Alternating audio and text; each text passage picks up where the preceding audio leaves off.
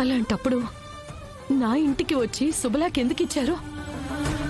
మేం పెళ్లికి రావటం అశుభం అయితే మరి ఈ ఆహ్వానం ఎందుకు? అయ్యో, నేను అందరినీ అనట్లేదు వదినా. తులసినైనా ఎందుకనాలి? తనేం పాపం చేసింది? పాపం కాదు వదినా, తనకు కుజదోషం ఉంది కదా, తన వల్ల రెండు ప్రాణాలు పోయాయి. అందుకే మీరు కూడా పెద్దదైన తులసిని వదిలేసి జానుకు పెళ్లి చేశారు.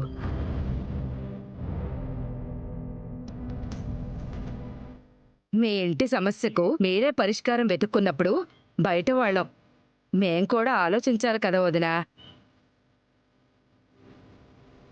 మా గురించి కూడా మీరు ఆలోచించాలిగా. ఏం ఆలోచించాలి వదినా? తులసి మా ఇంటి సమస్య కాదు, మా కన్న కూతురు. నా కళ్ళ ముందే దాన్ని అనరాని మాటలు అంటున్నారు. మీకు నోరు ఎలా వచ్చింది?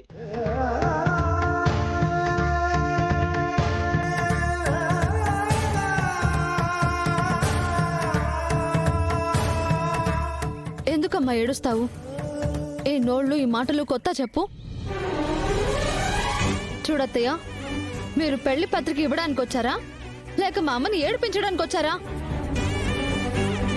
మీరు ఓ బిడ్డకి తల్లే కదా, ఇంకొక అమ్మని అర్థం చేసుకోలేరా?